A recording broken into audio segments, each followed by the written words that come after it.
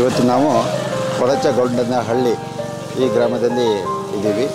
ಇಲ್ಲಿ ನಮ್ಮ ಭೂಗರ್ಭ ಯೋಜನೆ ಏನಿದೆ ಅದರ ಅನುಷ್ಠಾನಕ್ಕಾಗಿ ನಾವಿವತ್ತು ಈ ಗ್ರಾಮಕ್ಕೆ ಬಂದಿದ್ದೀವಿ.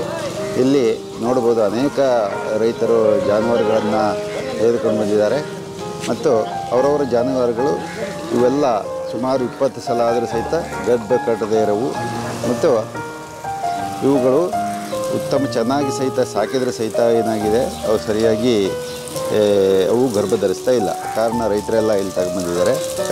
ಈ ರೈತರ ಜಾನುವಾರುಗಳಿಗೆ ವಿಶೇಷ ಚಿಕಿತ್ಸೆಯನ್ನು ನೀಡಿಬಿಟ್ಟು ನಾವೇನು ಮಾಡ್ತೀವಿ, ಈ ಅಲ್ಟ್ರಾಸೌಂಡ್ ಇರ್ಬೋದು ಅಥವಾ ಇನ್ನಿತರ ಉಪಕರಣಗಳನ್ನೆಲ್ಲ ನಾವು ಬಳಸಿಬಿಟ್ಟು ಈ ಜಾನುವಾರುಗಳಿಗೆ ಅನುಕೂಲವಾಗುವ ಹಾಗೆ ಮಾಡ್ತೀವಿ. ಇಲ್ಲಿ ನೋಡಬೇಕು ನೀವು, ಅನೇಕ ರೈತರು ಸಹಿತ ಇಲ್ಲಿ ನೆರೆದಿದ್ದಾರೆ.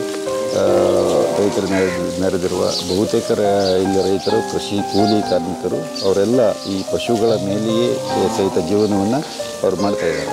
ಹಾಗೆಯೇ ಇಲ್ಲಿ ಪಶುಪಾಲನಾ ಮತ್ತು ಪಶುವೈದ್ಯಕೀಯ ಸೇವಾ ಇಲಾಖೆ ಇರ್ಬೋದು ಮತ್ತು ಇಲ್ಲಿ ಸ್ಥಳೀಯ ಹಾಲು ಉತ್ಪಾದಕರ ಮಹಿಳಾ ಸಹಕಾರಿ ಸಂಘ ಇದೆ. ಭಾಳ ವಿಶೇಷ ಅಂತ ನೋಡಿ ಮಹಿಳಾ ಸಹಕಾರ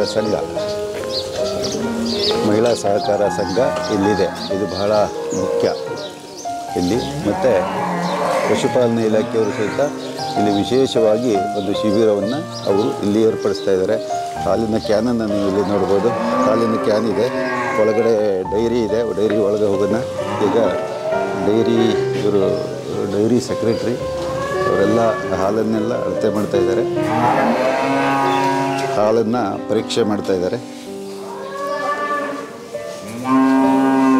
ಹಾಲು ಪರೀಕ್ಷೆ ನಂತರ ಹಾಲಿನ ಗುಣಮಟ್ಟವನ್ನು ಕಾಯ್ದುಕೊಳ್ಳೋದು ಹಾಗೂ ಇದು ನೋಡಿದ್ದು ಹಾಲನ್ನು ಚಿಲ್ಲಿಂಗ್ ಮಾಡುವಂತಹ ಒಂದು ವಿಧಾನ. ಚಿಲ್ಲಿಂಗ್ ಮಾಡಿಬಿಟ್ಟು ಸಂಗ್ರಹ ಮಾಡಿ ಇದು ಇಲ್ಲಿ ಇರೋದು 3000 ಲೀಟರ್ಗಳ ಕೆಪಾಸಿಟಿಯ ಚಿಲ್ಲಿಂಗ್ ಸೆಂಟರ್. ಅಂತಂದರೆ ಇದರಲ್ಲಿ ಏನಿದೆ ಇತ್ಯಾದಿ ಅನೇಕ ರೀತಿಯ ಸೌಲಭ್ಯಗಳನ್ನು ಈ ಗ್ರಾಮ ಹೊಂದಿದೆ. ಇಲ್ಲಿ ಕೃತಕ ಗರ್ಭಧಾರಣೆಗಾಗಿ ಕಂಟೈನರ್ಗಳನ್ನು ಸಹಿತ ನೀವು ನೋಡ್ಬೋದು. ಕಂಟೈನರ್ಗಳು ಸಹಿತ ಇಲ್ಲಿದ್ದಾವೆ. ಕೃತಕ ಗರ್ಭಧಾರಣೆಗಾಗಿ ಕಂಟೈನರ್ಸ್ ಇದ್ದಾವೆ. ಮತ್ತು ಒಳಗೆ ವಿಶೇಷವಾಗಿ ಒಳಗಡೆ ಹೋಗೋಣ. ಈಗ ಇಲ್ಲಿ ಒಂದು ಮಷೀನ್ ಇದೆ. ಇದು ಮಿಲ್ಕ್ ಫ್ಯಾಟನ್ನು ಮತ್ತು SNF ಇತ್ಯಾದಿಗಳನ್ನು ಚೆಕ್ ಮಾಡುವಂತಹ ಒಂದು ಮಷೀನ್.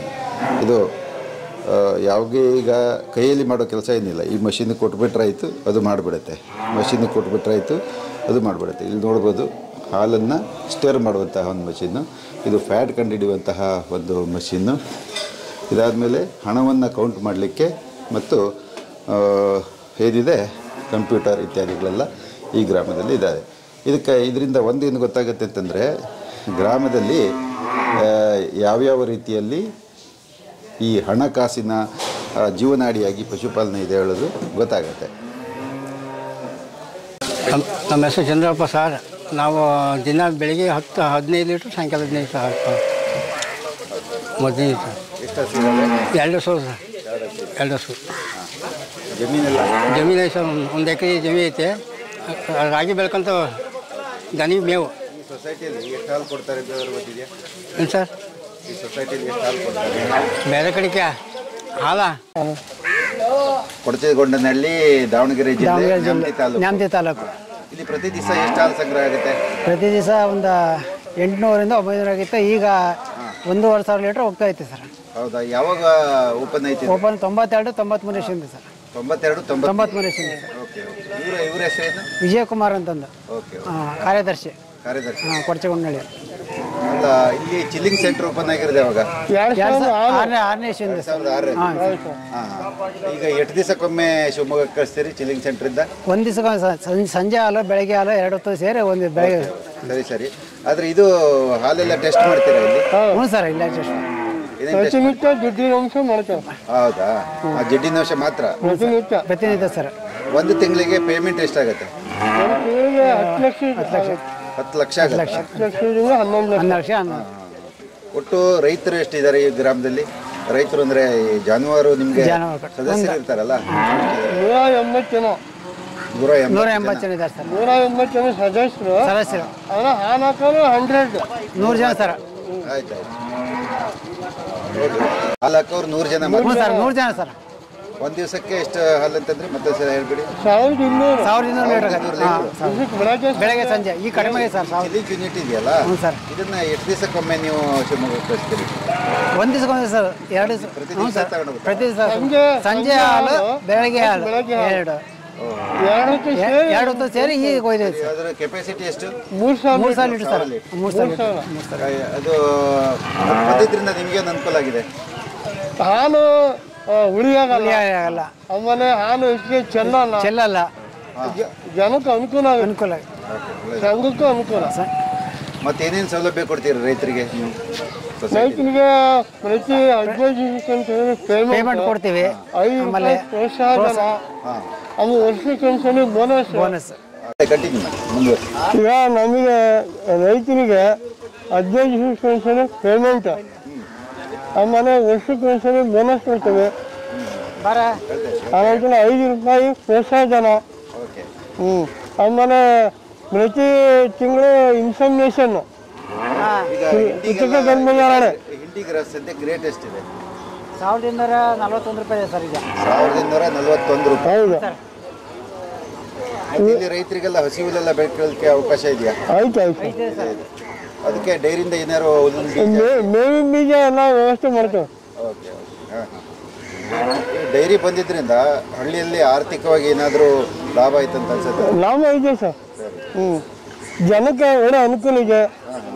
ಹೌದು, ಜೀವನ ಸರ್. ಈಗ ಇದರಿಂದಲೇ ಜೀವನ, ಪಶುಪಾಲನೆಯಿಂದನೇ ಜೀವನ ಅಂತ ಹೌದು ಅಲ್ವಾ? ಹೌದು. ಹೌದಾ? ನಿಮ್ಮ ಹೆಸರಿಂದ ಹೇಳಿ ಸ್ವಲ್ಪ. ಓಕೆ, ಸರಿ, ಆಯಿತು. ಈಗ ಹಾಂ ಹೇಳಿ. ನಮಗೆ ಇದೇ ಒಂದು ಉದ್ಯೋಗ ಸರ್, ಭಾಳ ಅನುಕೂಲ ಆಗಿದೆ ನಮಗೆ. ಡೈರಿಯಿಂದನೇ ಮಳೆ ಇಲ್ಲ. ವೀರೇಶಪ್ಪರ್ ಸರ್, ಅಧ್ಯಕ್ಷರು. ಮಹಿಳಾ ಸಹಕಾರ ಸಂಘ ಅಂತ ಮಾಡಿದಾರಲ್ಲ? ಹಾಂ ಸರ್, ಹಾಲು ಮಹಿಳಾ ಸಹಕಾರ ಸಂಘ ಸರ್ ನಮ್ಮದು. ಅದು ಮಾತಾಡ್ತೇನೆ, ತೊಂದರೆ ಇಲ್ಲ, ಕೇಳಿಸುತ್ತೆ. ಮತ್ತು ಪ್ರತಿ ತಿಂಗಳ ಹಾಲು ಹೇಳಿದ್ರು 1,200 ಲೀಟ್ರ್ ಆಗುತ್ತೆ. ಯಾವ ಸೀಸನಲ್ಲಿ ಕಡಿಮೆ ಆಗುತ್ತೆ ಮತ್ತು ಯಾವ ಸೀಸನಲ್ಲಿ? ಹಾಂ, ಈ ಏನು ಚಳಿಗಾಲ ಫೆಬ್ರವರಿ ಮಾರ್ಚ್ ಟೈಮ್ ಕಡಿಮೆ ಆಗುತ್ತೆ ಸರ್ ಹಾಲು. ಸರಿ, ಈಗ ಹಸಿರು ಹುಲ್ಲು ಬೆಳ್ಕೊಳ್ಬೇಕಾಗಿತ್ತು ರೈತರು, ಅವ್ರಿಗೆ ಜಮೀನೆಲ್ಲ ಇದೆಯಾ ಹೆಂಗೆ? ಹಾಂ, ಎಲ್ಲರಿಗೂ ಅಡಿಕೆ ತೋಟದಲ್ಲೇ ಮಾಡ್ತೇವೆ ಸರ್. ಅಡಿಕೆ ತೋಟದಲ್ಲೇ ಮತ್ತೆ ಮುಳಿ ಮಿಷ್ಟಿ, ಕೆಂಜಾಳ. ಕೆಲವೆಲ್ಲ ಹಸುಗಳು ಗರ್ಭ ಧರಿಸಿಲ್ಲ ಅಂತ ಹೇಳ್ತಾರಲ್ಲ, ಅದೇ ಪ್ರಾಬ್ಲಮ್ ಸರ್. ಎಷ್ಟು ಸರಿ 3-4 ಸರಿ ಹಿಟ್ ಮಾಡಿಸಿರೋ ನಿಲ್ಲಲ್ಲ ಸರ್. ಅದೇ ಒಂದು ಭಾರಿ ಪ್ರಾಬ್ಲಮ್, ಅದೊಂದು ದೊಡ್ಡ ಸಮಸ್ಯೆ ಅನಿಸಿದೆ. ಸಮಸ್ಯೆ ಸರ್, ಅದೇ ಭಾರಿ ಬೇಸರ ಸರ್ ಜನಗಳಿಗೆ. ಹೌದು, ಅದು ಪ್ರಾಬ್ಲಮ್ ಸರ್. 1-2 ಸರಿ ಸೆಮೆನ್ ಮಾಡಿಸಿದ್ರೆ ನಿಲ್ಲೋದೇ ಇಲ್ಲ ಸರ್. ಏನು ಸೆಮೆನ್ ಪ್ರಾಬ್ಲಮ್ಮು, ಏನು ಆಕಳು ಪ್ರಾಬ್ಲಮ್ ಸರ್? ಎಲ್ಲ ಚೆಕ್ ಮಾಡ್ತೀವಿ, ಆಯಿತಾ? ಚೆಕ್ ಮಾಡ್ತೀವಿ. ಅದೇ ಭಾರಿ ನಮಗೆ ಸಮಸ್ಯೆ ಸರ್. ಇಲ್ಲಿ ತೊಂದರೆ ಜನಗಳು ಭಾರಿ ಬೇಜಾರು ಪಟ್ಕೊಂತಾರೆ ಸರ್. ಇಲ್ಲ, ಅದನ್ನೆಲ್ಲ ನಾವು ಮಾಡ್ಸೋಕ್ಕೆ ಬೇಜಾರು ಸರ್. ಒಂಥರ ಇರುತ್ತೆ, ಅದಕ್ಕೆ ಹಂಗಾಗಿ ಕೆಲವು ಆಕಳುಗಳನ್ನೇ ಕೊಟ್ಬಿಡ್ತಾರೆ ಸರ್. ಸರಿ ಮಾಡಿಸಿದ್ರೆ ಗಬ್ಬಾಗಲಿಲ್ಲ ಅಂತಂದು.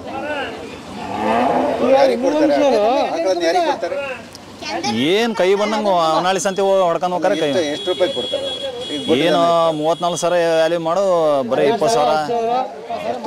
ಗಬ್ಬ ಇಲ್ಲದ್ರೆ ವ್ಯಾಲ್ಯೂನೇ ಇಲ್ಲ ಸರ್. ಅದಕ್ಕೆ ಗಬ್ಬ ಇದ್ರೆ ವ್ಯಾಲ್ಯೂ ಸರ್. ಗಬ್ಬ ಇಲ್ಲ ಅಂದ್ರೆ ಅದು ಯಾವ್ದು ವೇಸ್ಟ್. ಈಗ ರೈತರಿಗೆ ನಮಗೆ ಏನು ಉಳಿಯಲ್ಲ ಸರ್. ಕಡಿಮೆ ಆಗಿದೆ ಈಗ, ಹೌದಾ? ಅದಾದ್ಮೇಲೆ ಹಿಂಡಿ ರೇಟ್ ಜಾಸ್ತಿ ಆಗಿದೆ. ರೇಟ್ ಕಮ್ಮಿ. ಪಶುಪಾಲನೆ ಯಾಕೆ ಮಾಡ್ತಾ ಇದ್ದಾರೆ ಹೇಳೋದ್ರ ಬಗ್ಗೆ ಅಧ್ಯಕ್ಷರಾಗಿ ನೀವು ಹೇಳಿದ್ರೆ? ಮತ್ತು ನಮಗೆ ಅದು ಬಿಟ್ಟರೆ ಬೇರೆ ಏನಿಲ್ಲ ಸರ್. ನಮಗೆ ಸೈಡ್ ಈಗ ಅನಿವಾರ್ಯ ಸರ್, ಅನಿವಾರ್ಯ. ಈ ಸರಿ ಬೆಳೆಗಳು ಎಲ್ಲ ಮಳೆ ಜಾಸ್ತಿ ಆಗಿ ಬೆಳೆ ಅಲ್ಲ ಸರ್. ಅಧ್ಯಕ್ಷರಾಗಿದ್ದೀರಿ, ಇದ್ರ ಬಗ್ಗೆ ಹೆಂಗೆ? ಈಗ ಹಾಲು ತುಂಬ ಕಡಿಮೆ ಆಗಿದೆ, ಹೆಂಗೆ ಮಾಡಿ ಜಾಸ್ತಿ ಮಾಡುವಂಥದ್ದು ಒಂದು ಏನದು ಕಾರಣ ಏನಂತ ಗೊತ್ತಾಗಿದೆ? ಕಡಿಮೆ ಮಾಡಿದ್ದಾರೆ ಈಗ ರೇಟು. ಭಾರಿ ನಮಗೆ ಅದೊಂದು ಭಾರಿ ಪ್ರಾಬ್ಲಮ್ ಸರ್. ಮೇವಿನ ರೇಟ್ ಜಾಸ್ತಿ, ಬೂಸದ ರೇಟ್ ಜಾಸ್ತಿ. ಹೆಂಗೆ ಮೇಂಟೈನ್ ಮಾಡ್ಬೇಕು ಅನ್ನೋದು ಭಾರಿ ಇದಾಗಿದೆ ಸರ್ ನಮಗೆ. ಅಟ್ಲೀಸ್ಟ್ ಕುಡಿಯೋ ನೀರಿನ ಬೆಲೆ 45 ರೂಪಾಯಿ ಒಂದು ಬಾಟ್ಲು ನೀರು ಸರ್. ಅವ್ರು ಏನು ಹೇಳ್ತಾನೆ ಅಂದರೆ, ಹಾಲು ಒಕ್ಕೂಟದಲ್ಲಿ ಹಾಲು ಹೆಚ್ಚಿಗೆ ಇದೆ, ಪೌಡ್ರು ಮಾಡೋಕ್ಕೆ ಸಿಕ್ಕಾಪಟ್ಟೆ ವೆಚ್ಚ ಬರ್ತಾ ಐತೆ. ಹಾಗಾಗಿ ನಾವು ಮಾನಸಿಕ ರೇಟ್ ಕಡಿಮೆ ಕೊಡಲೇಬೇಕು, ಇಲ್ಲ ಅವರು ಒಕ್ಕೂಟ ನಷ್ಟ ಆಕತ್ತೆ. ಒಕ್ಕೂಟದಲ್ಲಿ ನಾವು ಕೇಳಿದಾಗೆ ಅವ್ರೇನು ಹೇಳ್ತಾರೆ, ಈಗ ಒಂದು ಸ್ವಲ್ಪ ಸರ್ಪ್ಲಸ್ ಸೀಸನ್ ಇದೆ, ಈಗ ಕಡಿಮೆ ಮಾಡಿದ್ದೀವಿ, ಬಟ್ ಬೇಸಿಗೆ ಸೀಸನ್ ಬಂದ್ಕೂಡಲೇ ಜಾಸ್ತಿ ನಾವು ಮಾಡಿದ್ರೆ ರೈತರಿಗೆ ಕೊಡ್ತೀವಿ ಅಂತ ಅವ್ರು ಹೇಳ್ತಾರೆ. ಅದನ್ನು ಎಷ್ಟರ ಮಟ್ಟಿಗೆ ನೀವು ಇದು ಮಾಡ್ತೀವಿ? ಈ ರೀತಿ ಮಾಡಿದ್ದಿಲ್ಲ ಸರ್, ಅವ್ರು ಹೇಳ್ತಾರೆ ನಮ್ದು ಈಗ ನಡಿಬೇಕಲ್ಲ ಸರ್. ನಾವು ರೇಟ್ ಕಮ್ಮಿ ಮಾಡಿದಾಗ ಇಲ್ಲಿ ಬೂಸ 2 ರೂಪಾಯಿ ಜಾಸ್ತಿ, ಹಾಲಿನ ರೇಟ್ ಜಾಸ್ತಿ ಮಾಡಿದ್ರೆ ಅವರು 300-400 ಗಟ್ಟಲೆ ಏರಿಸ್ತಾರೆ ಸರ್ ಬೂಸದವರು. ಹೌದು. ಹಾಂ, ಏರಿಸಿದ್ದು ಇಳಿಸಲ್ಲ ಸರ್. ಇವಾಗ ಕಮ್ಮಿ ಮಾಡಿದಾರೆ 2 ರೂಪಾಯಿ, ಮತ್ತೆ ನಾವು ಅವ್ರು ಕಮ್ಮಿ ಮಾಡ್ತಾರೆ, ಅವ್ರು ಅದೇ ರೇಟಿಗೆ ಮಾಡ್ತಾರೆ ಸರ್. ಪ್ರೈವೇಟ್ ಹಾಲ್ ಇದೆಯಾ ನಿಮ್ಮ? ಪ್ರೈವೇಟ್ ಇಲ್ಲ ಸರ್. ಅಲ್ಲ, ಮೊನ್ನೆ ಒಂದು ರೈತರು ಎಲ್ಲ ಹೋಗಿ ಸ್ಟ್ರೈಕ್ ಮಾಡಿದ್ರು, ಅದ್ರ ಬಗ್ಗೆ ಹೋಗಿದ್ರಾ? ನಾವು ಹೋಗ್ತೀವಿ ಸರ್. ಏನು ಆಶ್ವಾಸನೆ ಸಿಗ್ತಿದೆ ಹೇಳ್ತಾರೆ ಸರ್? ಮಾರ್ಚಿ ತನಕ ಇದೇ ರೇಟು, ಏಪ್ರಿಲಿಂದ ನಾವು ಹೊಸ ರೇಟ್ ಕೊಡ್ತೀವಿ ಅಂದರು. ಏಪ್ರಿಲಿಂದ? ಹಾಂ. ಹೌದಾ? ಏನೋ ಒಂದು ಆಶ್ವಾಸನೆ ಕೊಟ್ಟಿದ್ದಾರೆ. ನೋಡೋಣ ಏನಾಗುತ್ತೆ ಅಂತ. ಓಕೆ, ಸರಿ. ಗೋಪೂಜೆಗೆಲ್ಲ ರೆಡಿ ಮಾಡ್ಕೊಳ್ತಾ ಇದ್ದಾರೆ. ಇಲ್ಲಿ ಪೂಜೆ ಮಾಡೋದೊಂದು ವಿಶೇಷವಾದ ಒಂದು ಕಾರ್ಯಕ್ರಮ ಇರುತ್ತೆ. ಆ ಕಾರಣ ಅವರೆಲ್ಲ ಮಾಡ್ತಾ ಇದ್ದಾರೆ. ಅನೇಕ ಇರುವುದನ್ನು ನಾವು